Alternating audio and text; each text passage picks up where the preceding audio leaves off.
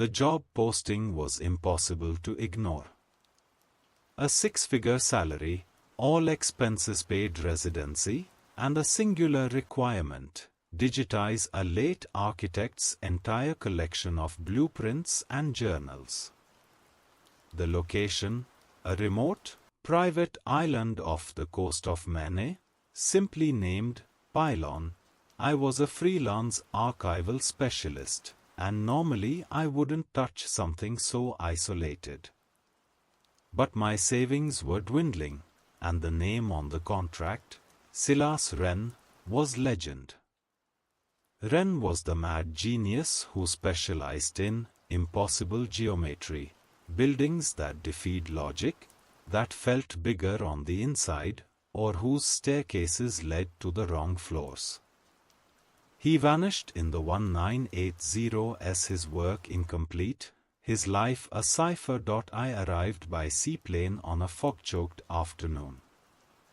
The residence was Wren's primary creation, a monolithic structure of dark, rough-cut stone and polished black glass that seemed to absorb the light. It wasn't just a house, it was a compound. The entire island was just a foundation for it.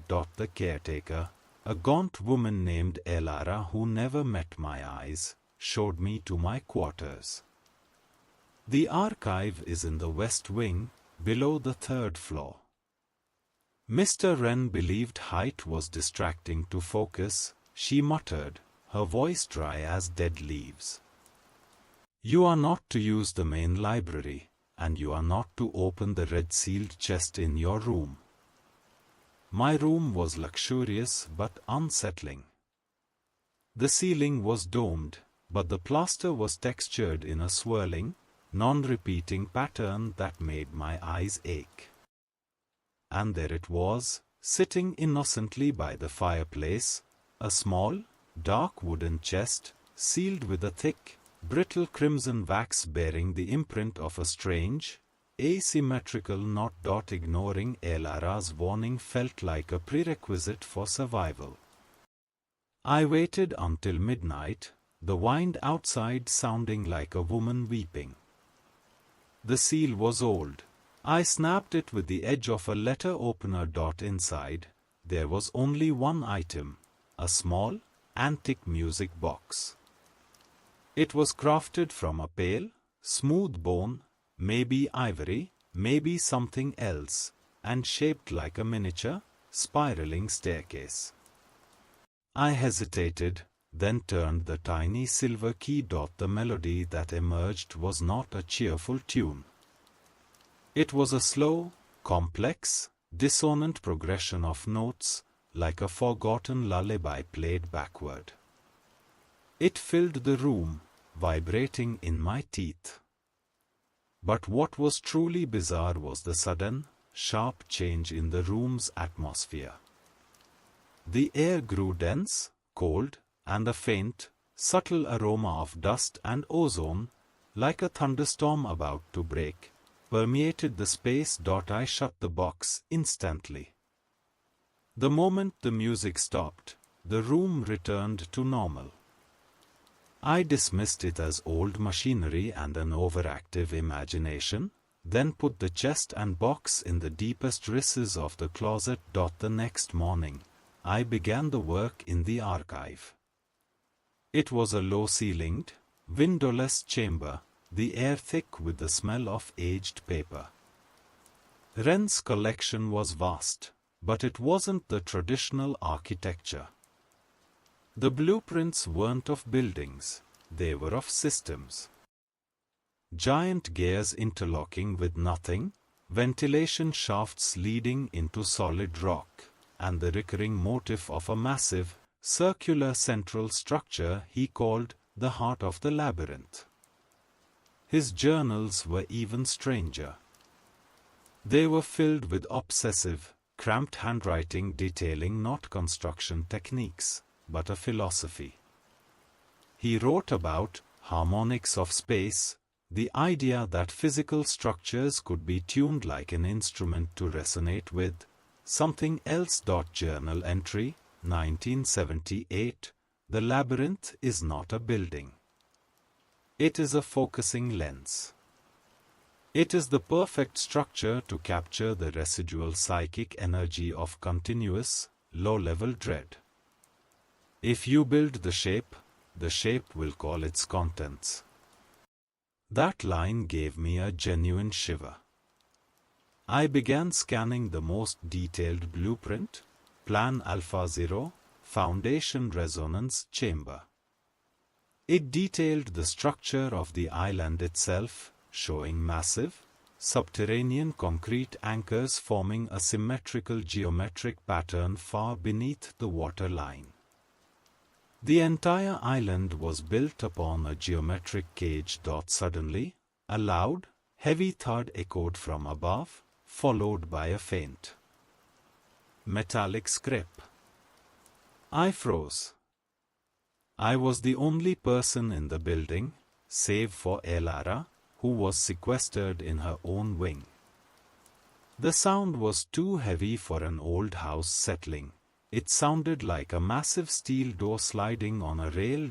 I dismissed it as the wind.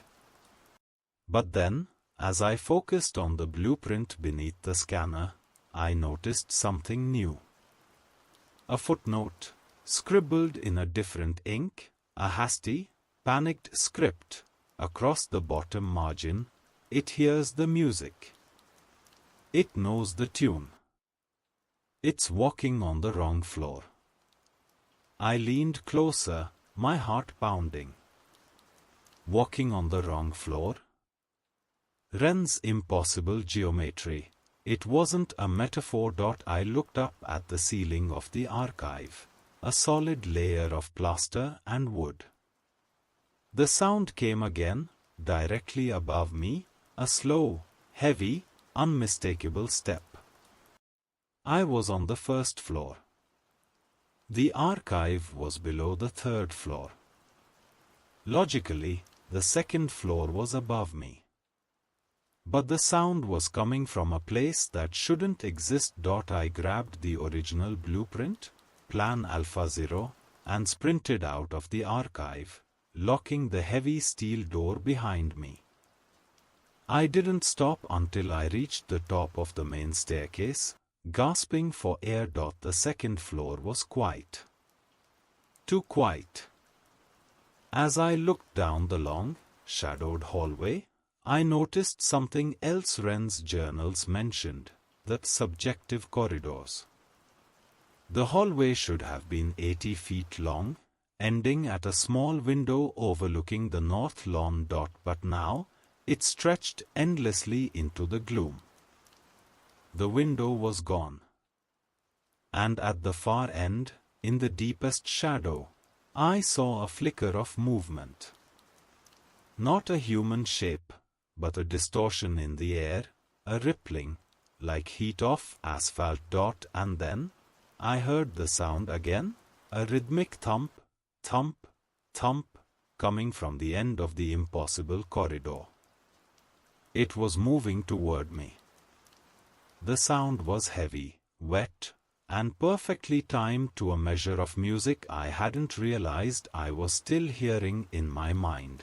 The slow, discordant lullaby from the music box. I turned and fled, realizing with bone-chilling clarity that Silas Wren hadn't just built a house, he had built a trap. And the melody was the sound of the teeth closing. I didn't stop running until I burst through the main doors and staggered onto the wide, granite veranda.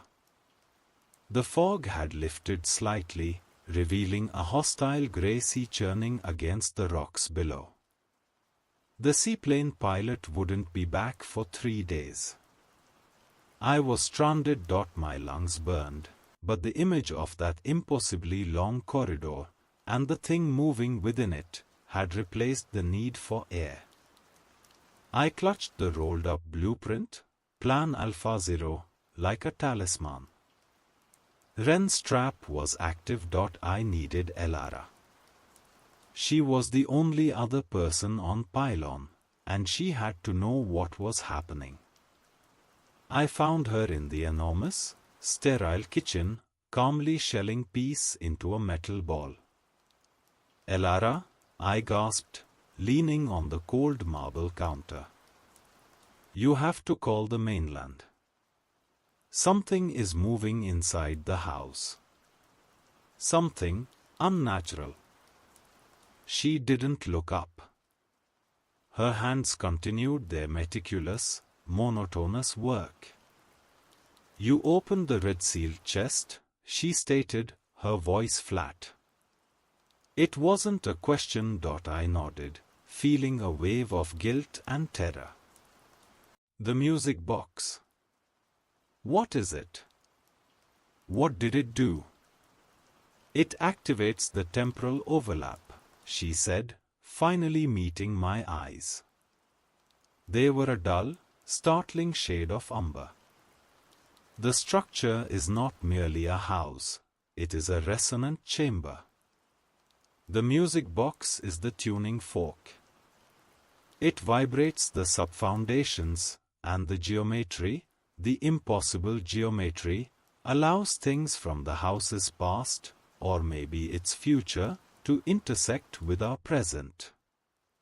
"You mean ghosts?" I whispered. "No," Elara scoffed, a rare expression of disdain flashing across her face. "Ghosts are memories. This is architecture made manifest. Mr. Wren built a vessel for a concept of fear. You turned the key, and now the vessel is filling." The sound I heard, the steps, what was it? Silas Wren spent years trying to perfect a certain chamber, the heart of the labyrinth, she explained, her voice dropping to a low, conspiratorial pitch. He needed a subject. One that would generate the purest, most concentrated form of sustained terror. The experiment failed. Or perhaps, it succeeded too well. It's the residual echo of that initial, permanent dread. Wren called it the permanent resident. "It's walking on the wrong floor," I quoted the journal note, my skin crawling. "The floors are no longer fixed," Elara confirmed. "Once activated, the hallways reconfigure based on the deepest psychological need to be somewhere else. The corridors become infinite, and the resident walks through the non-spaces, through the cracks in the architecture." My mind raced. This was beyond horror, it was physics twisted into nightmare. I had to stop the resonance. "The music box," I said, pointing toward the west wing. "If I destroy it, will it stop?" Elara shook her head slowly, her umber eyes wide with pity. "The music box is just the trigger. The Plan Alpha Zero blueprint, the one you are holding, that is the score. It details the exact geometric array of the foundation anchors. To stop the resonance, you must break the foundation itself. You must find a weakness in his ultimate design." She paused, then added a chilling detail. "And you have to do it fast. The longer the resident walks, the faster the structure begins to consume the air, the light, and eventually, the people inside, pulling them into the non-spaces until they too become part of the fear." I looked down at the blueprint. The sheer audacity of the design was breathtaking. It was a massive, elegant equation for madness. "Where is the weakness?" I demanded. "In the center," Elara said, finally setting down the ball of peace. She stood up, reaching for a heavy, ancient-looking compass on the shelf. "It's buried beneath the main study, in a chamber Wren called the axis Mundi. He placed a single, vulnerable point, a release valve, in the dead center of the foundation resonance chamber. It's marked only as the point of entry on that blueprint. You'll need this to navigate the shifts. She handed me the compass. It was heavy, its brass casing polished smooth, and the needle spun wildly, refusing to settle. The house is already warping. How will this help? The compass is keyed to the physical, unmoving center of the island, she explained. Follow the center. But beware, she gripped my arm, her touch surprisingly cold and strong. The house will not want you to reach the axis. It will use the resident to block you, and the labyrinth will begin to reflect your own deepest regrets, your own lost chances, to turn you around. I looked from the spinning compass to the blueprint and back to the dark corridor leading back into the west wing. I had to go deeper into the madness to escape it. Just then, a deep, earth-shaking shudder went through the house. Dust rained from the ceiling, and a loud, splintering sound echoed from the third floor, the sound of wood and plaster being forcefully bent. Elara recoiled, terror finally breaking through her stoicism. It's accelerating. The resident is learning the house's new shape. Go. Now. I didn't need a second warning. I unfolded the blueprint, staring at the complex diagram of the foundation resonance chamber. I had to find the point of entry and pray that the compass could guide me through Silas Wren's terrible, beautiful nightmare. As I began moving toward the stairwell, I heard Elara whisper, a final, horrifying prayer or warning. The most dangerous floor is the one you can only reach by falling. Armed with the wildly spinning compass and the intricate, menacing blueprint, I raced toward the main study, which was supposed to be the location of the axis Mundi. The house groaned around me, the sounds no longer just settling noises, but the heavy, stressed timber and stone of a structure actively rearranging itself. The main stairwell was terrifying. What had been a straight flight of stairs now looked subtly, sickeningly wrong. The railing dipped in the middle, and the riser height was inconsistent, a step up here, two tiny steps there, designed to trip the eye and break the rhythm of ascent. I gripped the blueprint tightly and took them two at a time, forcing myself not to look at the shadows pooling on the landings. I reached the second floor again. The corridor I had seen stretching into infinity yesterday was gone. In its place was a hallway that felt different. It was shorter, perhaps 40 feet, but the atmosphere was thick, humid, and smelled faintly of cheap carpet and microwave popcorn, a scent utterly alien to Wren's stone mansion. This was the first of the subjective corridors Elara had warned about. The labyrinth was reflecting a deep-seated place of personal dread. I recognized the scent, the cramped, Laurent apartment I had given up 2 years ago to take a hopeless, all-consuming archiving job that had destroyed my most meaningful relationship. My compass needle, though still spinning, was marginally less frenetic, pointing roughly toward the right. Wren's trap wasn't just a physical maze, it was a psychological one. I started down the hallway. The walls were now covered in peeling, sickly yellow wallpaper. Every detail was a painful, intrusive memory. There, on the floor, was a shadow that looked exactly like the spot where I had smashed a ceramic mug in a fit of self-pity. Thump. Thump. Thump. The sound of the permanent resident echoed from somewhere ahead, muffled, yet closer than before. It wasn't just the noise, it was the cadence. It sounded like something dragging a great, uneven weight. The end of the hallway was marked not by the study door, but by a single, closed, plain white door. My stomach tightened. That was the door to that terrible old apartment. I pushed forward, reaching the door. I knew logically that the door shouldn't be here, that the entire hallway was an illusion laid over Wren's original architecture, but the smell and the pressure of the memory were overwhelming. The blueprint offered no help on this floor, it only showed the immutable lines of the foundation far below. I had to trust the compass.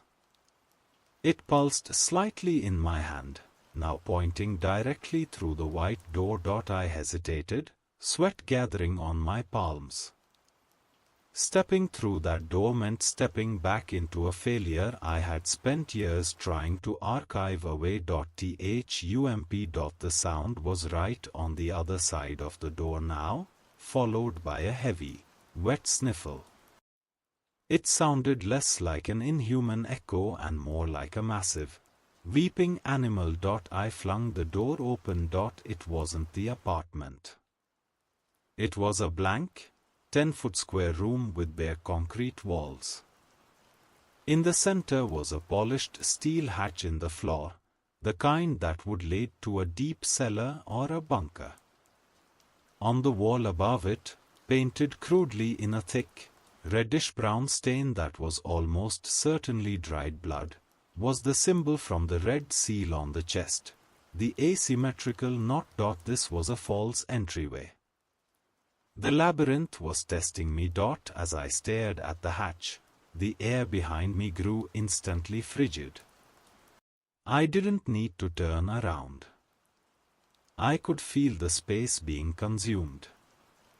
The humid, regret-filled air of the subjective corridor had been vacuumed out, replaced by the deep, resonant, stale cold of the impossible architecture. The resident was in the hallway.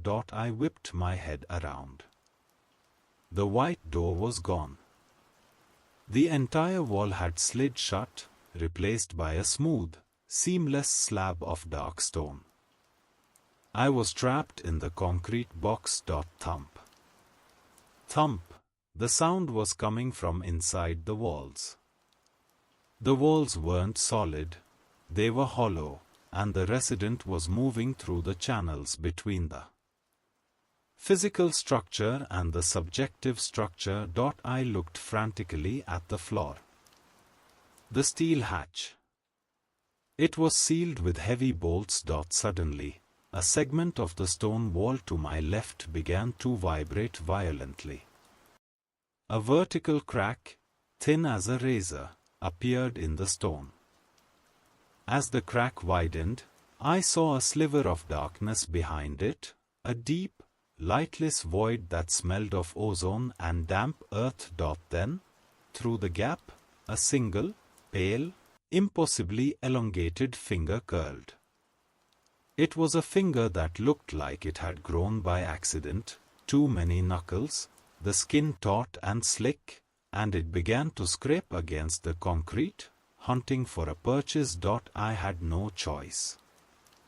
I slammed my shoulder against the steel hatch, kicking and shoving. The bolts held fast. The crack widened further. The finger was joined by a second, and then a third, probing the edges of the gap, trying to pull the stone slab apart. I could hear the scraping sound, and beneath it, a low, wet, desperate sound, a guttural "why" that seemed to emanate not from a throat, but from the architecture itself. I dropped the blueprint, grabbed a loose piece of concrete rebar lying nearby, and jammed it between two of the heavy bolts on the hatch, twisting with all my strength. The rebar shrieked, bending the steel beneath the bolt head. The resident paused. The scraping stopped. All that was left was the heavy, rhythmic thump as it shifted its immense, unseen body in the hollow space. With one final, desperate heave, I twisted the rebar.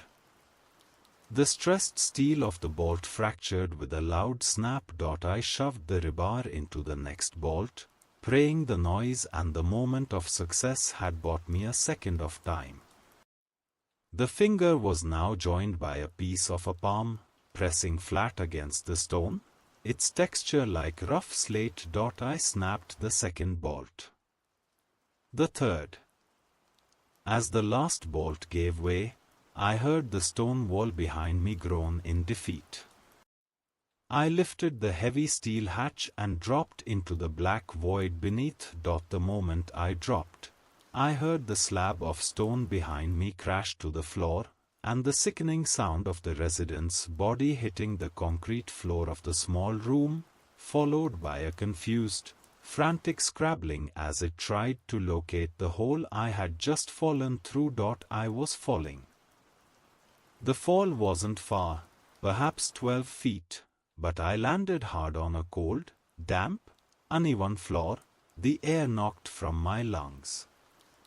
The heavy steel hatch above me clanged shut, sealing the shaft, but not fast enough to drown out the enraged, despairing roar from the permanent resident echoing from the small room above. I lay gasping in the dark for a moment, the taste of rust and concrete dust filling my mouth. The frantic scrabbling and heavy thumps eventually faded into a low, resonant hum, the sound of the entire foundation vibrating. The labyrinth was trying to adjust, trying to find the path I had taken. I retrieved the compass and the crumpled Plan Alpha 0 blueprint. The compass needle was still erratic, but here, deep beneath the visible house, it had a subtle pull, a slow, determined oscillation toward one direction. I had reached the true subterranean level, the bones of Wren's impossible structure. I was in a tunnel, narrow and low-ceilinged, carved from the bedrock and lined with rough-hewn concrete. The air was thick with the smell of brine and age, and I could hear the faint, continuous slosh of the sea far below me. This was part of the foundation resonance chamber detailed on the blueprint, the massive geometric cage built to sustain the labyrinth's horrific purpose. I unfolded the blueprint, using the flashlight on my phone. The tunnel I was in wasn't a standard cellar. It was a complex lattice of reinforced passages connecting enormous, asymmetrical concrete pillars. These pillars were the anchors Wren had used to tune the island's dread. Following the compass, I began to walk. The point of entry on the blueprint was a small, circular icon right in the center of the geometric array. It looked like a single screw in a massive machine, the weakest, most critical point. As I walked, the path became increasingly bizarre. The tunnel would abruptly narrow to a crawlspace, then open into a vast, cathedral-like void, echoing with my footsteps. Sometimes, the concrete floor would transition seamlessly into polished black glass that reflected my terrified image back at me, stretched and distorted. It was during one of these transitions, where the floor shifted to slick glass, that I saw it. Not in front of me, but below the glass. The glass floor was surprisingly thick, allowing me a view into a chamber directly beneath my feet. This was where the heart of the labyrinth truly lay. The chamber was enormous, dominated by a massive, rotating mechanism. It wasn't a clock or a gear system. It was a complex array of overlapping metal blades, slowly, almost imperceptibly, grinding against a central, drum-like core. The core was pulsing with a faint, greenish light. But it was the contents of the chamber that made me freeze, a silent scream trapped in my throat. suspended within the grinding blades, tangled in the cables and chains, were remnants of past experiments, tattered clothing, rusted instruments, and, most horrifyingly, what looked like the brittle, skeletal fragments of a human form, partially fused with the metallic mechanism. And among them, I saw a familiar object, the antique bone music box. It wasn't playing, but it was affixed to the central core, vibrating slightly, acting as a receiver, constantly humming with the energy of dread. This was the origin point of the resonance. I looked back at the blueprint, confirming the location. The point of entry was directly above this chamber. I was close. As I reached the end of the glass section, the tunnel opened into a large, circular maintenance room. My compass needle suddenly settled, pointing rock solid toward a heavy, circular steel door set into the far wall. I checked the blueprint against the room's layout. This had to be the final door leading to the axis Mundi and the point of entry. Just as I reached the door, another, more subtle sound cut through the deep hum of the foundation, a soft, scraping sound coming from the tunnel behind me. I spun around. The permanent resident wasn't coming from the walls this time. It was coming from the geometry itself. The concrete ceiling of the circular room was high, easily 20 feet. But in the space where the wall met the ceiling, a bizarre phenomenon was occurring. The corner was bending. The perfect 90-degree angle of the wall and ceiling was slowly, sickeningly being pulled into an obtuse, impossible curve. The concrete began to soften, to stretch and distort like warmed taffy. And then, I saw the source of the scraping. A thick, viscous trail of dark, glistening fluid, like oil mixed with ancient sap, was oozing from the bending corner, acting as a lubricant. And hanging from this impossibly curved corner, suspended upside down and slowly lowering toward me, was a massive, bulbous shadow. It was a form made purely of shadow and regret. Its outline was vague and shifting, but I could make out immense, powerful limbs that looked like a ghastly caricature of human anatomy. Its head was small, tucked into its body, and it was entirely covered in that dark, viscous ooze. It smelled of decay and burnt metal. It hadn't seen me yet, but it was lowering itself directly into the path to the steel door. I knew, with a certainty that chilled me to the core, that if I made a sound, if I tried to run, it would drop. I was standing in the exact center of its architectural trap. I crept backward, away from the door, my eyes fixed on the oozing, upside-down horror. My hand brushed against something rough on the maintenance room floor, a heavy-duty hydraulic jack, likely left behind by Wren's long-vanished construction team. The resident lowered itself a few more feet, its presence sucking the light and sound from the room. I could hear its heavy, liquid breathing, a sound like deep-sea pressure pushing water through a narrow pipe. My only chance was to breach the point of entry before the resident reached the floor. I looked from the steel door, back to the massive, inverted shape of the dread manifest, and knew I had to distract it. I grabbed the hydraulic jack and swung it with all my strength into the nearest concrete pillar, one of the foundational anchors. The impact was deafening. Crack!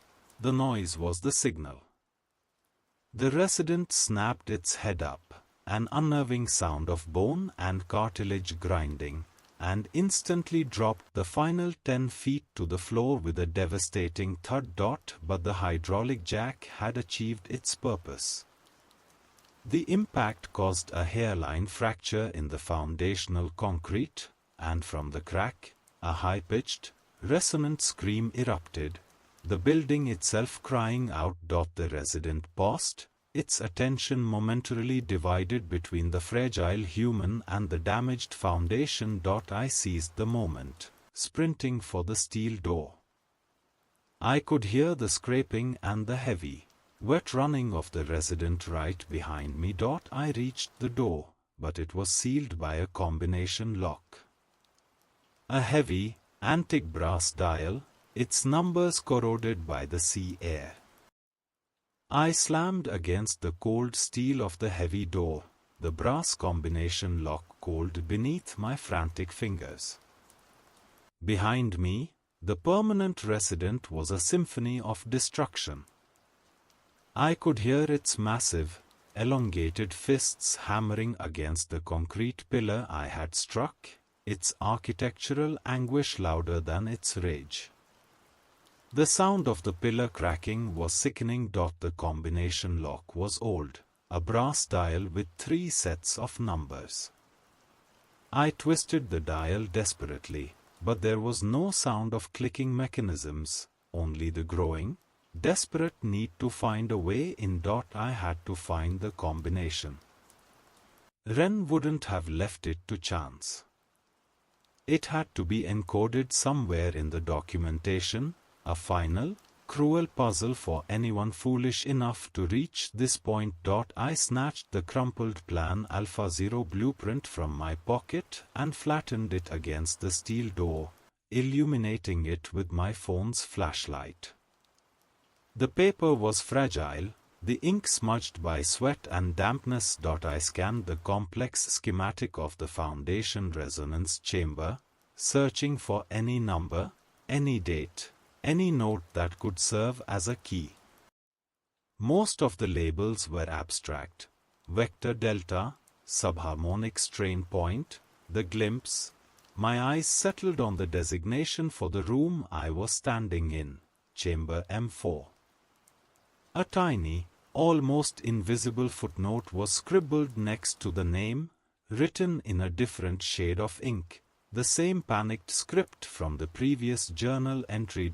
It read, M4, the distance to 0 is never 10. Always less. M4, less than 10. Was it a mathematical formula? A poetic clue? I looked back at the main diagram, tracing the lines radiating from the circular icon labeled point of entry, the single vulnerable spot I was seeking. The lines extended outwards, intersecting with other geometric elements. One particular set of lines caught my attention. They were labeled with 3 Roman numerals representing distance measurements from the center, 3, 7, V. I immediately tried to dial the combination, 375. I twisted the dial. Nothing. The resident roared, and the entire room shuddered as another massive section of the pillar cracked. The building was collapsing on itself. I stared at the numbers. 3, 7, V 3, 7, 5. M4, the distance to 0 is never 10. Always less. It wasn't the numbers themselves, but the subtraction. Wren's geometry was all about manipulating space and logic. The distance to 0 is never 10. I tried subtracting the Roman numerals from 10. 10, 3 is equal to 7. 10 minus 7 equals 3. 10 to 5 is equal to 5. The combination was 7-3-5. My fingers trembled as I twisted the brass dial. I turned right to 7. Click. I turned left past 0 and back to 3. Click click. I turned right to 5. Clunk. The locking mechanism groaned, and the heavy door slowly shifted inward by half an inch, letting out a rush of cold, bone-dry air that smelled faintly of static electricity. I shoved the door open and squeezed through the gap, not even pausing to retrieve the blueprint, which remained plastered to the outside of the steel. I was in the Axis Mundi. This was not a room. It was a massive, subterranean shaft, extending both upward into the main house and downward into the bedrock. It was cylindrical, lined with smooth, polished black basalt, and lit by a faint, airy blue light that seemed to emanate from the walls themselves. In the dead center of the floor was a raised, circular pedestal of white marble. On top of the pedestal was the point of entry, a single, recessed circular plate, about the size of a dinner plate, made of dull grey metal. It was sealed with 8 thick bolts, much like the hatch above, but these were sunken deeply into the metal. This was the weak point. To break the foundation, I had to breach this plate and destroy whatever was beneath it. I needed tools, but the Axis Mundi was starkly empty. I looked around the towering cylinder and noticed a narrow, spiral staircase of black wrought iron wrapping around the inner wall, leading down into the deeper darkness. Thump. Thump. Thump. The sound of the resident was now inside the small room I had just left. I could hear it smashing against the thick steel door, its rage redoubled by the frustration of the successful lock. The door was buckling, groaning under the assault. I had maybe 60 seconds before it was through. I ran to the pedestal, examining the recessed bolts. I needed something with leverage, something to break the seal. The rebar I had used earlier was long gone. My eyes fell upon the iron staircase. The handrail was made of thick, spiraled iron, bolted securely into the basalt wall.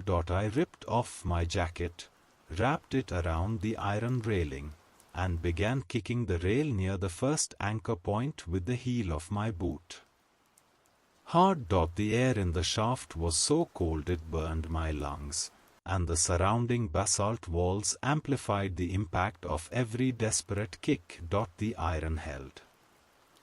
I kicked again, putting all my weight and desperation into the impact. The final door shuddered violently behind me, and a spray of sparks flew from the buckling steel. I kicked one more time, focusing all my energy on the small, rusted bolt securing the rail. Snap. The bolt sheared. I grabbed the fractured piece of the iron railing, a heavy, 4-foot length of spiraled wrought iron, ending in a razor-sharp, jagged edge. A perfect lever. I spun around and sprinted back to the pedestal. The main door groaned, then gave way with a cataclysmic sound of tearing metal and crushing concrete. The permanent resident stepped into the Axis Mundi. It was bigger than I could have imagined, taller than the shaft itself, forcing its shape to compact and hunch. It was a walking amalgamation of dark, slick shadow, with disproportionately long limbs and a low, silent head. It stopped at the entrance, its breathing filling the vast space with that sickening, wet suction sound. It saw me. And it started to move. I wedged the jagged end of the iron bar under the first recessed bolt on the point of entry plate. I pulled back on the bar, using the edge of the pedestal as a fulcrum. Crack. The bolt resisted. The resident was lumbering toward me, its form flickering as it dragged itself forward. It wasn't running, it was stalking, its massive hands scraping against the smooth basalt. I pulled harder on the iron bar, ignoring the pain in my shoulders. Screech. The bolt tore from its socket with a terrible sound of metal ripping metal. I heard a low, throaty sound of satisfaction from the resident. It was enjoying the anticipation. I moved to the next bolt. 6 more to go. The resident was halfway to the pedestal. The distance was closing too fast. The air in the axis mundi was thick with ozone and the stench of decay. The permanent resident was covering the distance with horrifying speed, its immense, dark shape devouring the blue light reflecting off the basalt walls. It was close enough now that I could hear the wet, heavy slap of its form against the floor with every lurching step. I ignored the monster and focused solely on the point of entry. I jammed the wrought iron bar beneath the second bolt and pulled. The bar screamed against the metal, a desperate sound of steel fighting steel. Clank. The second bolt ripped free, spiraling across the chamber floor. The resident paused, letting out a frustrated, low moan, a sound like deep seismic grinding. It was confused by my focus. I was not showing fear in the traditional way. I was attacking its home. I moved to the third bolt. 3 down, 5 to go. As I leveraged the bar, I felt a tremor under my feet. The pedestal beneath the point of entry was vibrating violently. The resident was closing in. Journal entry, 1978. The labyrinth is not a building. It is a focusing lens. It is the perfect structure to capture the residual psychic energy of continuous, low-level dread. Wren's words flashed in my mind. The resident wasn't just chasing me, it was hunting my fear. If I succumbed to panic, the labyrinth would welcome it, and the geometry would shift again, perhaps closing the very shaft I was in. I drove the bar under the fourth bolt. I didn't just pull. I heaved with a primal, desperate surge of will. Crack. Halfway there. 4 down, 4 to go. The resident was now right at the base of the pedestal. I saw its hand, a grotesque collection of too many joints and pale, translucent skin, climb onto the white marble. The flesh seemed to melt slightly as it touched the marble, leaving a trail of glistening residue. I could feel the heat radiating off its body, a counterintuitive burning cold that made my skin crawl. I moved to the fifth bolt. The iron bar was bent and slippery in my grasp, my hands raw and bleeding. I had to make the next pull count. I wedged the bar, braced my legs, and pulled. The resident let out a sudden, high-pitched noise, not a roar, but a scream of pure, agonizing static. It yanked its hand back from the pedestal, shaking it violently. My eyes darted up. The pedestal wasn't just marble, it was vibrating with the blue light that lined the walls. The resident, being a manifestation of negative energy, couldn't touch the pure, structural center of the axis mundi without pain. It was contained, for a few seconds, by the very space it sought to protect. The fifth bolt ripped out, showering sparks. 3 to go. I had a small reprieve. The creature was circling the pedestal, its dark form writhing, its silent head tucked low, trying to find a purchase, an angle of attack that didn't involve touching the center. I attacked the sixth bolt. The iron bar shrieked, threatening to snap. Pull. The bolt sprang out, striking the ceiling high above, and then clattering back down the shaft. To left. The resident lunged, not onto the pedestal, but reaching around the side, its massive torso flattening against the floor. Its shadow engulfed the pedestal. I felt a huge, crushing weight drop onto my shoulder, Not a physical strike, but the sheer, oppressive mass of its despair. It was attempting to mentally overwhelm me, to generate the fear it needed to feed on. My world blurred. I saw sudden flashes, Elara's warning eyes, the impossible staircase on the music box, the endless yellow hallway of my regret. The labyrinth was trying to break my focus. I closed my eyes, forcing the images away, focusing only on the raw, metallic scent of the bolt beneath my fingers. I was not chasing an illusion. I was fighting architecture. I jammed the bar under the seventh bolt. I opened my eyes to see the resident's pale, multi-jointed hand crawling over the marble edge, directly in front of my face. Its movement was unnervingly slow, deliberate, a terrifying certainty that it would reach me. I pulled.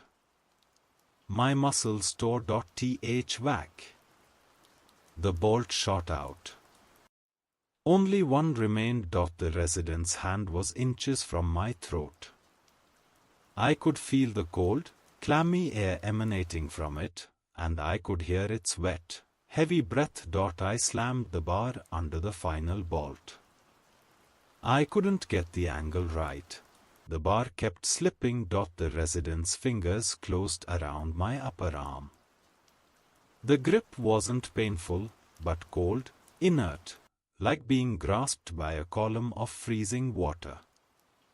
I felt a wave of profound, suicidal emptiness flood my mind, a complete and total loss of all will.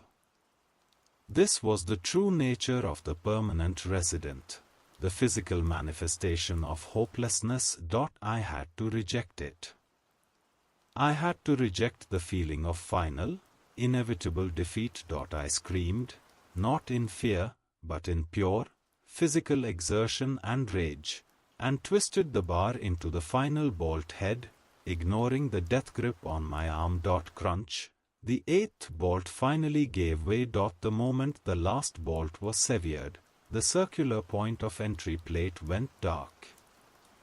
The blue light that illuminated the axis Mundi flickered violently and died, plunging the shaft into absolute, deafening darkness. The grip on my arm vanished. A moment of silent, profound stillness followed. Then, the entire massive, intricate structure of the labyrinth let out a final, tearing sound, not a roar of rage, but a high-pitched, metallic weep of fundamental breakage. The point of entry plate, the final seal, dropped into the cavity beneath the pedestal with a resounding clatter of metal on stone. I lunged forward, shining my phone light into the hole. Beneath the plate was a small, empty, circular cavity carved into the bedrock. And in the very center of that cavity, embedded in the raw stone, was a single, fragile, and utterly exposed item. The brass key to the music box. Wren hadn't put the lock in the house, he had put the key in the foundation. The key, left here, was the symbol of the foundation's continued resonance. I reached in and snatched the key. The moment my fingers closed around the tiny silver key, the black basalt wall behind me exploded. The wall didn't just break, it detonated. The permanent resident, denied its psychological prey and wounded by the breach of the point of entry, exploded in a shower of pulverized black basalt. I was thrown backward off the pedestal, the tiny silver key searing cold in my hand. The creature was no longer a contained shadow. It was an unfixed, swirling vortex of darkness, the viscous ooze dripping like black rain onto the floor. Its previous humanoid shape dissolved, replaced by a monstrous, abstract fury, a pillar of pure, structural despair. The resident was no longer operating on the labyrinth's rules, it was operating on instinct. It lunged at me, faster than any human movement, a terrifying wave of non-light. I scrambled away from the pedestal and, in a moment of sheer desperation, through the heavy wrought iron bar at the oncoming vortex. It passed straight through. The iron bar clattered harmlessly against the far wall of the shaft. The resident was a concept, a shape made manifest, not a physical being. I knew then that I couldn't fight it. I could only survive it long enough to complete the task. I held the key up, staring at the small, intricate design.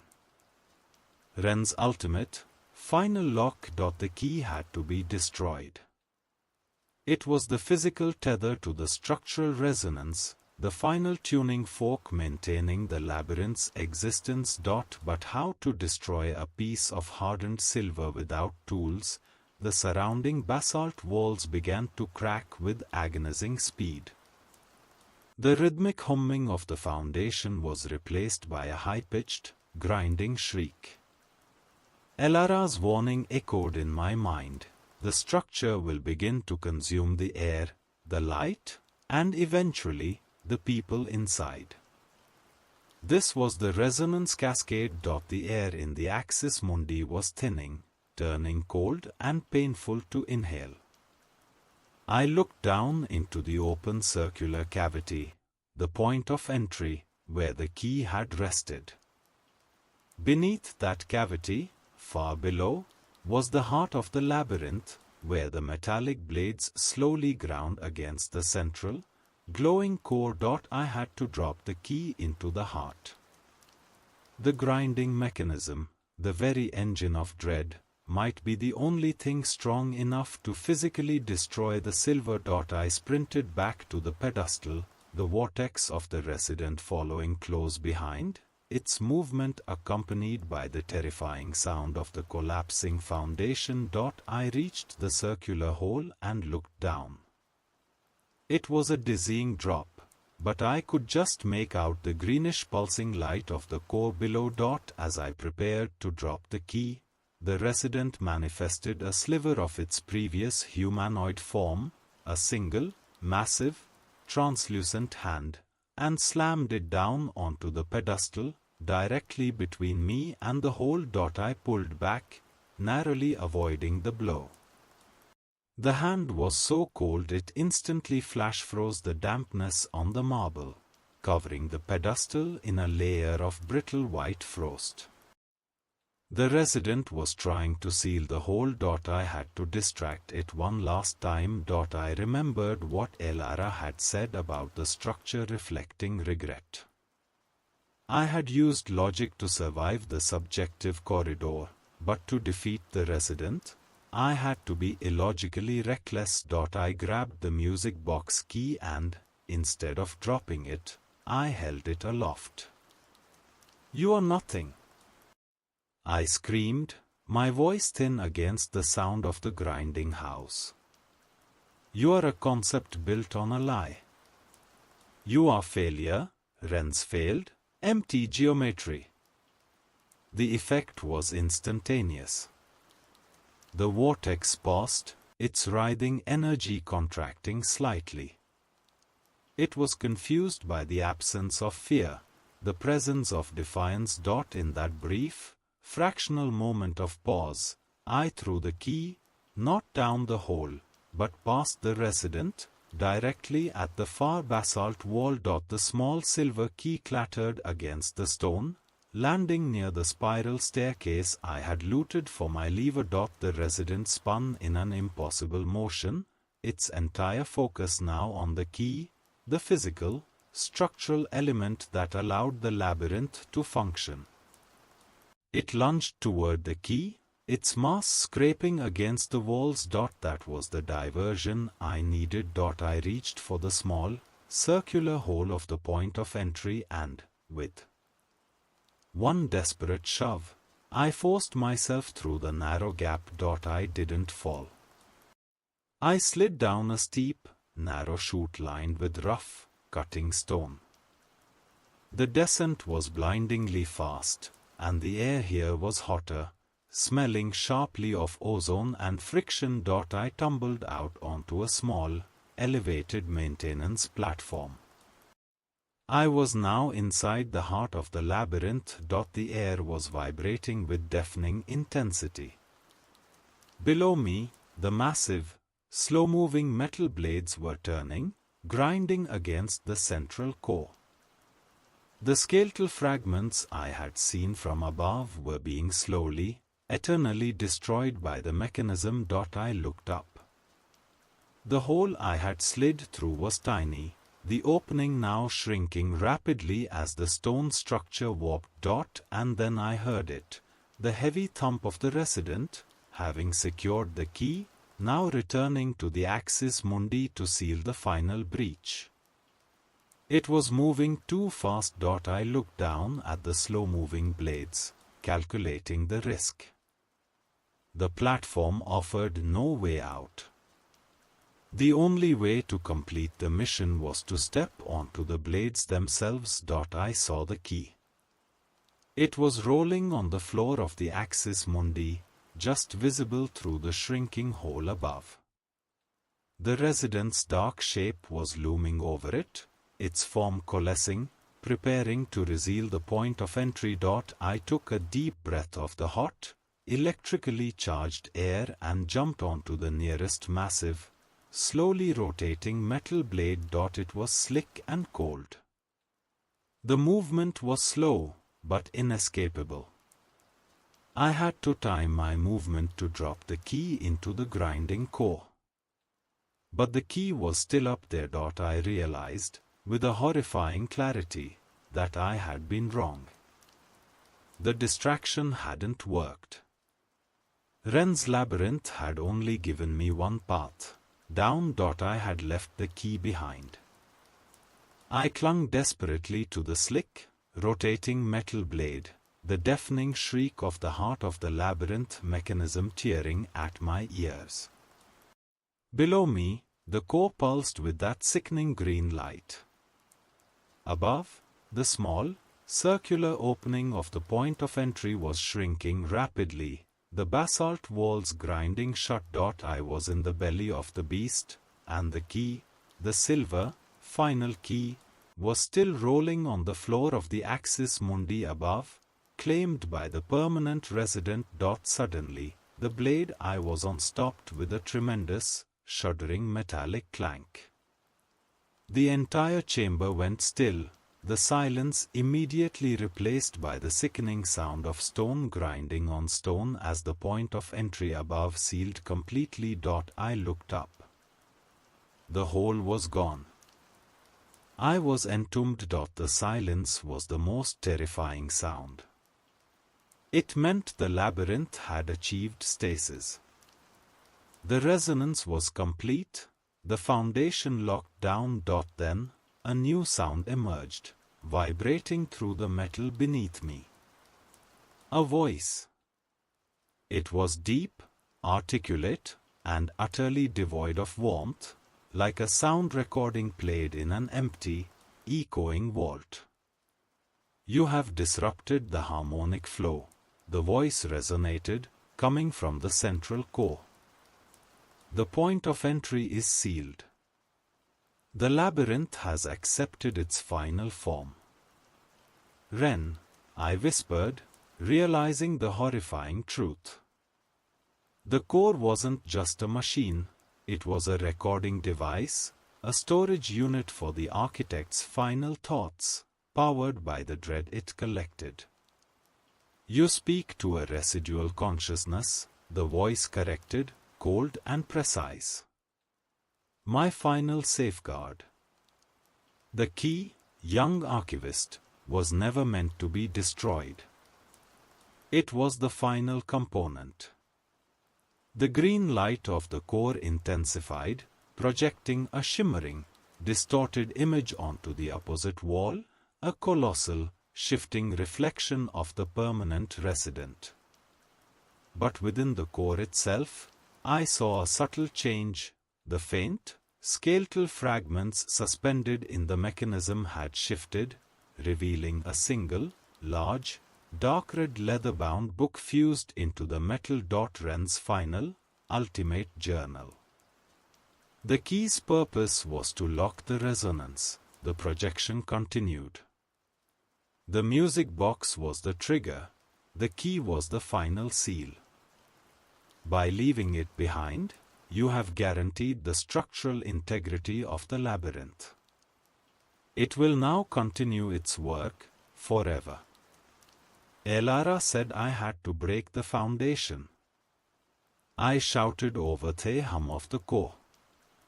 Elara is the faithful gardener, the voice dismissed. She tends the grounds but knows nothing of the harvest. I designed the structure to absorb the surrounding energy, the island's natural magnetic field, the psychic low-level despair from the mainland. Once sealed, this heart begins the consumption phase. It will start with the island, then slowly draw on the continental shelf. I looked down at the key. The real key. The key to ending the horror wasn't the silver one. The permanent resident wasn't just guarding the final physical key. It was a manifestation of Wren's own despair and refusal to let go of his monstrous work. It was the architect's failure, made physical. My eyes fell upon the massive, fused journal. That book contained the final, complex equations of the labyrinth's power. If I couldn't destroy the silver key, I had to destroy the source code. I began to crawl across the slick, stationary blade toward the central core. Your movement is illogical, the core stated. The blade is inert. You are trapped. I reached the end of the blade, which was inches from the grinding gears of the central mechanism. The heat was intense, and the air crackled with a powerful electromagnetic field. The leather-bound journal was just out of reach, fused to the central drum. I looked around the platform. On a dusty ledge, I spotted a small, forgotten metal can, a container of high-concentration industrial solvent, likely left by a careless worker decades ago. The metal blade beneath me suddenly lurched forward an inch, slicing toward the central core. The resident, Wren's residual consciousness, was trying to destroy me with the machinery. The blade responds to the proximity of organic material, the voice warned, a hint of satisfaction in its resonance. Move away, or be incorporated into the design. I had no time. I grabbed the can of solvent and climbed onto the central mechanism itself, a terrifying lattice of gears and wires that surrounded the core. The metal was burning hot, searing my palms. The blades began to move again, faster this time, deliberately cutting in my direction. I reached the core. The journal was locked in place, its dark red leather brittle and ancient. I poured the entire can of industrial solvent directly onto the fused book, aiming for the binding and the brittle pages. The solvent hissed and smoked. The leather didn't burn, but the acid began to eat at the binding and the pages, dissolving the final blueprints and equations. The core shrieked, a sound of pure electronic agony. You cannot. That is the design. The structure must stand. The massive metal blades slammed toward me, converging on the core. I leapt back just as the blades met, crushing the partially dissolved journal. The force was tremendous, and the core immediately began to spark and fail. The green light died. The voice of Wren's consciousness cut out, replaced by a deep, shattering roar that resonated not from the core, but from the entire, failing island. The destruction of the final blueprints triggered the true cascade. I had broken the mind of the labyrinth. The silence returned, absolute and brief. Then, from the darkness, a distant, muffled, familiar sound, the discordant lullaby. I looked up at the ceiling, where the point of entry was sealed. The destruction of the blueprints had freed the permanent resident. And it was still holding the silver music box key. The discord of the music box, muffled by tons of rock and concrete, was the sound of a countdown. The permanent resident had the key, and though the blueprints were destroyed, the labyrinth was now operating on raw, collapsing instinct. I scrambled off the inert machinery of the central core. The massive blades, no longer powered, were starting to sag and warp. The entire heart of the labyrinth was failing, the room shaking as the geological foundation of the island, no longer held in a perfect resonance, began to revolt. I was trapped in a chamber 30 feet underground, and the ceiling was already showering fragments of stone and dust. I had to get out. My eyes scanned the immediate area, guided only by the faint light of my phone. On the maintenance platform where I'd found the solvent, I noticed a single, narrow service ladder bolted to the wall. It led upward into a dark, vertical shaft. It was my only path. I grabbed the ladder and began to climb. The climb was slow and agonizing, made worse by the constant, violent shuddering of the walls. Each rung was slippery with condensation and grit. As I climbed, the sound of the music box grew louder, the chilling, off-key melody echoing down the narrow shaft. The resident was following my ascent, navigating the collapsing geometry of the house above. The ladder ended in a small, square hatch made of rusted iron. I jammed the iron bar, my only tool, into the edge of the hatch and pried upward. The metal groaned in protest, but the house's internal structure was already compromised. With a final, desperate heave, the hatch gave way, slamming against the floor above. I pulled myself out and stumbled onto a floor I didn't recognize. I was in a small, dusty storage room. It was filled with antique furniture draped in white sheets, the labyrinth's preserved memories. The air here was breathable, but charged with a low, oppressive pressure. My compass, which I still clung to, was spinning frantically, refusing to settle, confirming that the geometry of the upper floors was a complete catastrophe. Thump. Thump. Thump. The sound was coming from directly above me. The resident wasn't just walking, it was falling through the floors, using the newly created architectural gaps to accelerate its pursuit. I ran from the storage room and burst into a hallway. This corridor was different from the subjective corridor of regret. It was clean, vast, and terrifyingly cold. The walls were lined with seamless, polished glass, and the ceiling was too high to make out in the gloom. It felt like being trapped in an air hockey table. And then I realized what I was seeing. This hallway was Wren's ultimate intention, the impossible geometry itself. The glass walls reflected the light from my phone 7 times, creating endless, overlapping copies of my terrified image. The space felt infinitely wider than the building could allow. In the farthest reflection, I saw a movement that wasn't mine. A dark, shapeless mass was sliding across the ceiling, keeping pace with me in the impossible reflections. I sprinted, desperate to find a stairwell. The house was now actively trying to confuse and exhaust me.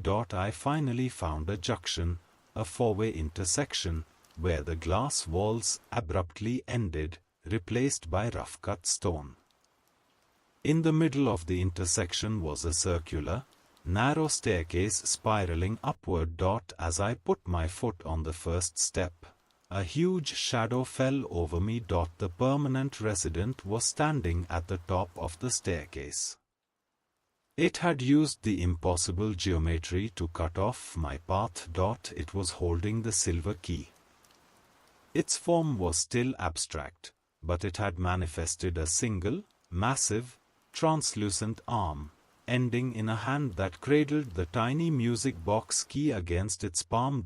The music was loud now, overwhelming the sense of hearing with its discordant, maddening tune. The resident began to descend the spiraling steps, not walking, but oozing its way down, its movements slow, deliberate, and final. "The resonance is secured," the creature rasped, a sound of dry leaves scraping on concrete. "You cannot escape. You will be absorbed into the static dread. You will become a part of the house's final memory." I could see the key. It was my only focus. If I couldn't destroy it, I had to take it away. I looked down the other 3 corridors. One was a dead end. One spiraled downward into darkness. The third, though, led to a thick, reinforced, steel door marked "External Access, East Wing." The East Wing was Elara's domain. I made a split-second decision. I couldn't reach the top of the stairs, so I would attack the house itself. I spun and sprinted down the corridor toward the heavy steel door. The resident roared in frustration. It was too massive and slow to turn quickly in the narrow spiral stairwell. I reached the door and slammed my weight against the emergency bar. Clang. The door didn't budge. It was bolted from the outside. Elara had locked the east wing to protect herself. I turned back to face the corridor. The resident had emerged from the staircase and was gliding down the hallway toward me, its immense shadow consuming the floor. It was a terrifying, final approach. I saw the fire extinguisher mounted on the wall next to the locked door. In a final, desperate burst of energy, I yanked the extinguisher free and, as the resident came within 20 feet, I pulled the pin and aimed the nozzle. I didn't aim at its body. I aimed at its hands. I released the charge.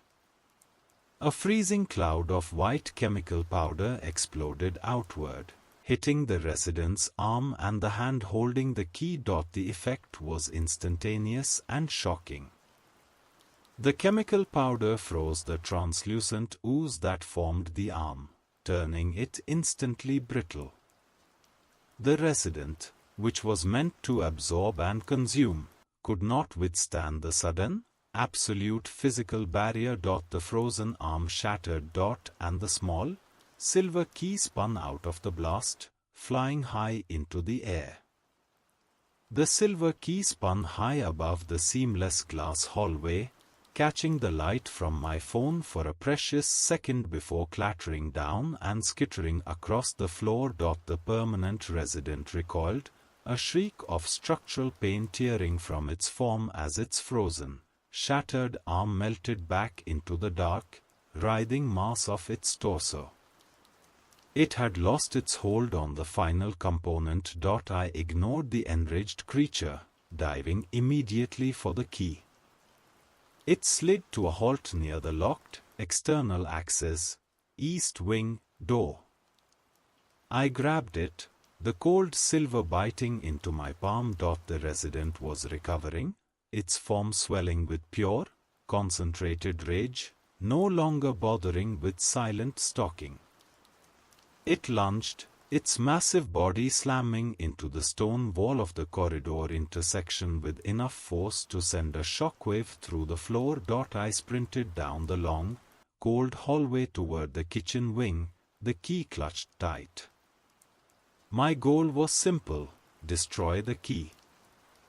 The fastest way to destroy metal was heat. The only source of high heat in the house was the industrial-grade stove in the kitchen. I burst through the kitchen doors. Elara was still there, sitting exactly where I had left her, now calmly wiping down the counter with a cloth.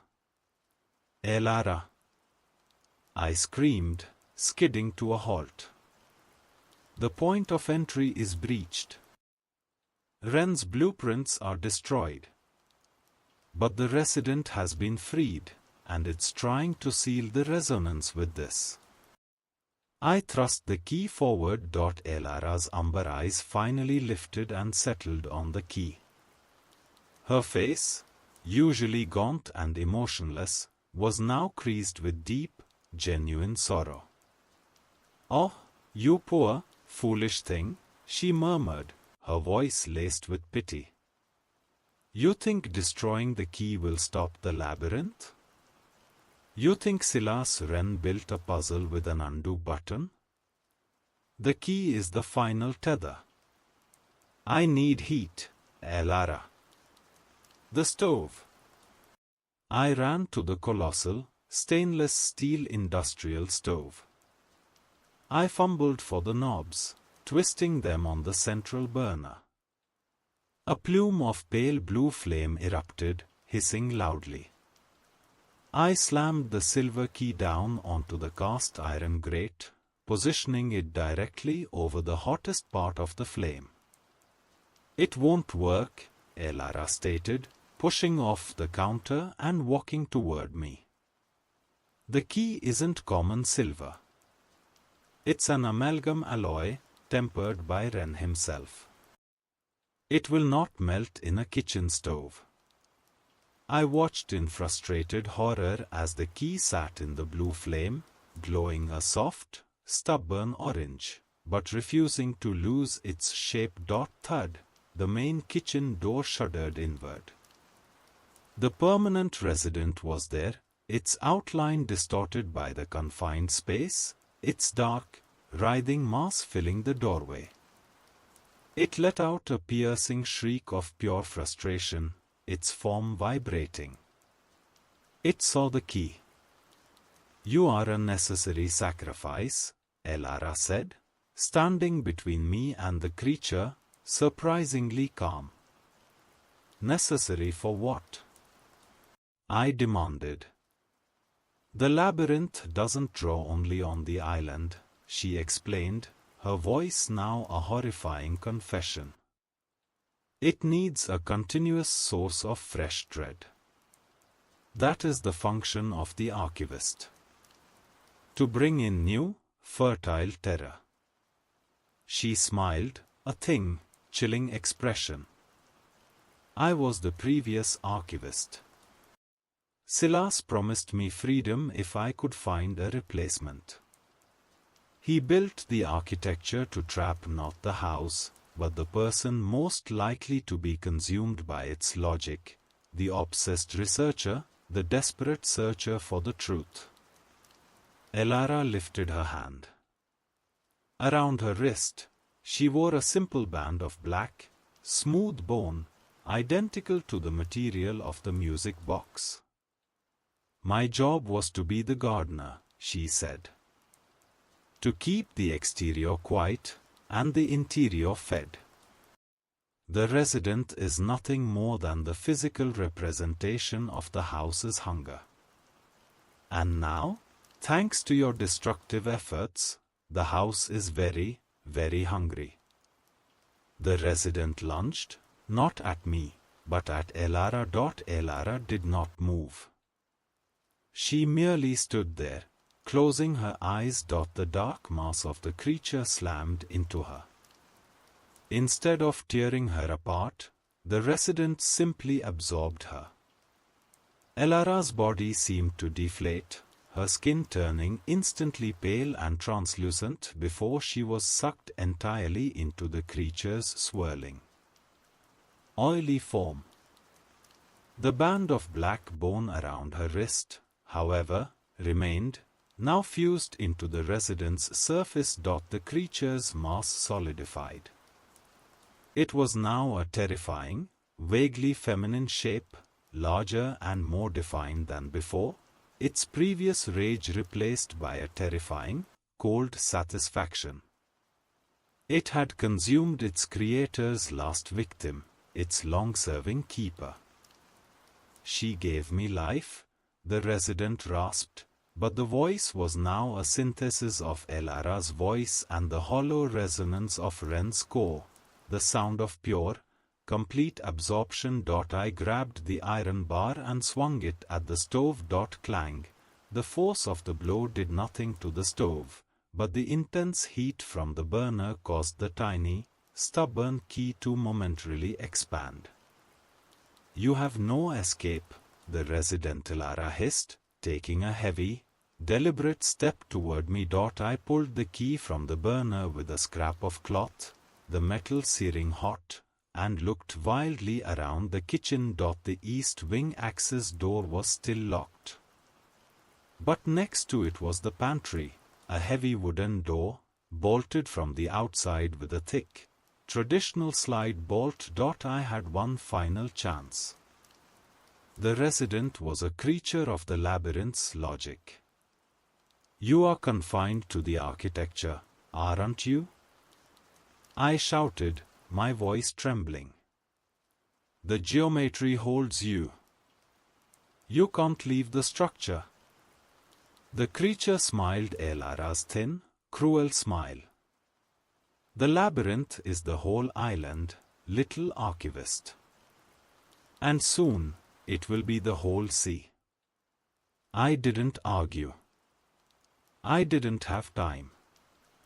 I raced toward the pantry, throwing the key, still glowing faintly orange, at the resident's immense head. The key bounced harmlessly off its form and clattered across the floor. This time, I didn't stop to retrieve it. I ran to the east wing access door, grabbed the bent end of my iron bar, and jammed it into the thick, wooden pantry door. I pulled hard on the heavy slide bolt, ripping it free from the wood. I flung the pantry door open and shoved my way in. It was a small room, filled with dry goods. Crucially, it had no windows. I kicked the door shut. Before the resident could slam its mass against the wood, I threw the heavy iron bar against the back of the door, securing it diagonally against the jamb. Silence.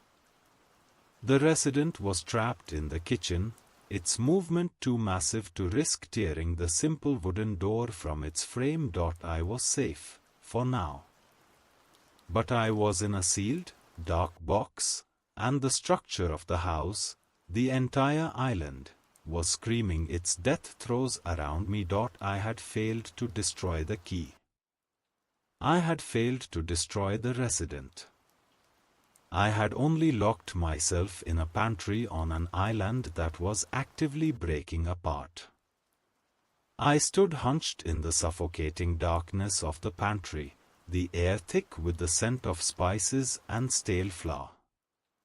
Outside, in the kitchen, I could hear the resident Elara moving, a heavy, scraping sound of frustration against the floor. The iron bar I'd wedged against the door was a temporary reprieve, not a solution. The entire building shuddered, a long, tearing groan that signaled the rapid geological failure of the island's foundation. The destruction of the blueprints had shattered the architecture's mind, but the key, the final tuning fork, was still out there, rolling somewhere on the kitchen floor. The resonance was still active, though uncontrolled. I had to destroy that key, and I had to escape the pantry. I needed heat stronger than the stove. and I needed to breach the pantry wall without bringing the labyrinth down on top of me. My phone light scanned the cramped shelves. Canned goods, dry pasta, and boxes of baking soda. Then I saw it, a small, sturdy bag labeled propane torches, emergency maintenance. A box of small, high-intensity torches, used for soldering copper pipes. The construction crew must have left them here. I snatched the bag. The key was a specially alloyed metal, but concentrated, focused heat, like a torch flame, might be enough to vaporize it, or at least fuse it beyond use. Next, I needed to escape the pantry. The only wall that wasn't structural basalt was the exterior wall leading outside, a wood-paneled section meant to blend with the original West Wing design. The resident Elara was making small, rhythmic impacts on the pantry door, testing the iron bar. I grabbed a large, heavy can of pickled tomatoes and hurled it at the exterior wall. Crash! The wood paneling splintered, but didn't break through. I needed leverage and force. I picked up the propane torch and ignited it. A tight, hot blue flame hissed to life. I jammed the point of the flame against the wooden wall, aiming for the weakest point where the paneling met the structural frame.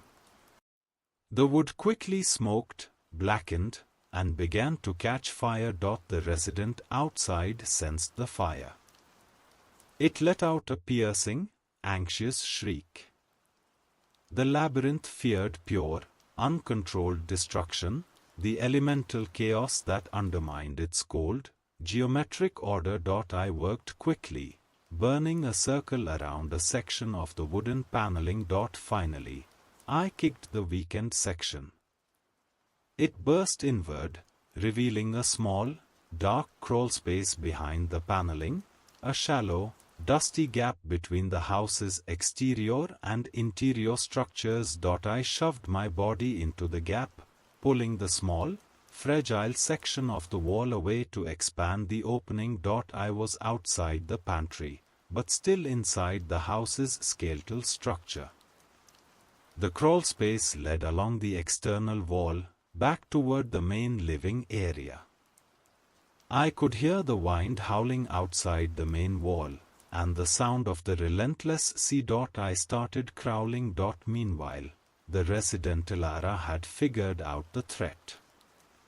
A crushing smash came from the pantry, followed by the sound of splintering wood and the iron bar flying across the kitchen. It was free. I wriggled through the narrow space, praying the old wood wouldn't collapse on me. I reached a section where the wood ended, replaced by a large, circular vent grate set into the main stone wall. An air exchange went from Wren's original, failed ventilation system. I used the propane torch to quickly melt the rusted bolts holding the vent grate in place, then kicked the grate out. I squeezed through the opening and dropped onto the stone veranda, the cold, salt-laced air hitting my face like a slap. I was outside. But the island was dying. Cracks split the granite veranda, and the sound of the structure's massive foundations ripping apart beneath the stone was deafening. I looked back at the gaping hole I'd created. The resident Elara was already emerging, its dark, oozing form stretching itself through the vent opening. It was moving faster than ever, driven by the panic of the failing structure. I had to find the key. I realized with a sickening lurch that I had thrown the key at the resident's head in the kitchen, and hadn't picked it up. It was still on the floor of the kitchen, inside the doomed house. My desperation gave me a final surge of clarity. If I couldn't get the key, I had to bring the destruction to the key. I ran back toward the main kitchen window, which was now cracked and straining from the internal collapse. The resident Elara was halfway through the vent, its upper body fully materialized. It stretched out a hand, its fingers elongated and grasping. I reached the window, grabbed a loose piece of granite from the cracked veranda, and hurled it through the glass. The window shattered. I pointed the propane torch's nozzle through the broken window into the kitchen, aiming the blue flame not at the key, but at the last vulnerable substance in the room, the remaining shelves of old dry goods. I ignited a massive shelf of flour and dried spices. The explosion wasn't loud, but devastating. The fine powder ignited into a brilliant, blinding flash fire, engulfing the entire kitchen in a sheet of intense, white-hot flame. The chemical fire instantly vaporized the air, and the structural damage caused by the resident accelerated the collapse. The resident Elara was hit by the blast. It didn't scream, it simply retreated back into the vent with a sound of profound structural defeat. The fire was chaos, and the resident was a creature of contained dread. I focused the torch on the spot where I calculated the key to be, aiming the flame right into the heart of the inferno. I held the flame there, pouring all the remaining propane into the house, for 30 agonizing seconds. Then, the final, absolute silence. The fire, starved of oxygen, died out, leaving behind a smoking, skeletal wreck. The entire east wing of the labyrinth collapsed inward with a final, massive whoomp. I looked at the wreckage. Through the smoke, I saw a flicker of metallic light. I jumped over the cracked veranda and plunged my hand into the burning debris of the kitchen floor, pulling it out instantly, clutching the prize. It was the silver key. It wasn't vaporized, but it was fused. The intense heat had melted the soft silver into a blackened, unrecognizable, twisted lump of metal, permanently bonded to a fragment of the cast iron grate. It was destroyed. It could never be used again to lock the resonance. The entire island let out a final, shuddering sigh. The structure was dead. The silence after the collapse was absolute. The east wing of the labyrinth was gone, reduced to a heap of smoking, wet debris. I stood on the fragmented granite veranda, the fused, black lump of the key amalgam clutched in my bleeding hand. The foundation was broken, the resonant frequency halted, and the mind of the house, the consciousness of Silas Wren, was silenced. I had won. But the victory felt hollow, bought with fire and the destruction of an entire island. I looked out at the churning, grey sea. The seaplane pilot was not due for another 2 days. The entire island was cracking apart beneath my feet. The west side of the mansion, my former living quarters and the archive, still stood, listing precariously toward the ocean. I had to reach the highest ground possible before the island broke up entirely. I started running toward the center of the island, toward the remaining structure. The ground beneath the veranda was dissolving. Every step was a risk, the granite splitting open to reveal dark, brine-soaked earth and jagged bedrock. As I reached the central courtyard, the main structure groaned, and the huge, monolithic front door, the only way out to the grounds, slammed open with a violent rush of displaced air. I braced myself, expecting the final, enraged charge of the resident Elara. But it was not a charge. The creature was emerging from the shattered doorway, but it was shrinking. The resident was no longer a vast, amorphous cloud of shadow and dread. Its dark mass was contracting rapidly, condensing as the source of its sustained energy, the labyrinth's structural dread failed. It was condensing back into its original, isolated form, the permanent resident from Wren's initial, failed experiment. It was now the size of a large, hunched human. Its body was a thick, glistening black, and its surface was slick with the residual moisture of the dissolving architecture. It was wounded, small, and desperate. It spotted me and let out a guttural, desperate cry, no longer the resonant shriek of the labyrinth, but the frustrated, choking sound of an animal trapped in a corner. It lunged. This time, it was physical. It was solid. It was the material consequence of Wren's impossible geometry, now forced back into the limitations of the real world. I didn't run. I couldn't. The resident was closing in fast, its slick, short arms extended. I had the key. The destroyed, amalgamated key. I met its charge. Just as the creature reached me, I slammed the jagged, fused key amalgam directly into the resident's thick, tar-like torso. The effect was instantaneous and final. The fused metal was the ultimate paradox, a piece of the labyrinth's structure, the silver key, now permanently bonded to a substance of chaotic, real-world heat, the cast-iron grate.